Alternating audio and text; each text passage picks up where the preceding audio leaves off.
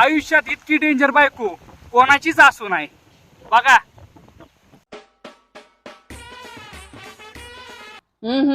तुमच्या इकडच्या भेळीला तर अजिबातच चव नाही अहो.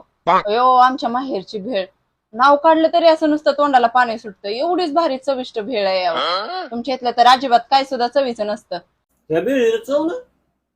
अगं सगळ्या टॉप लेवलची बिळ आणली तुझ्यासाठी. अगं लग्न झाल्यापासून तू कोणत्या गोष्टीला चांगलं म्हणलीस का नाही?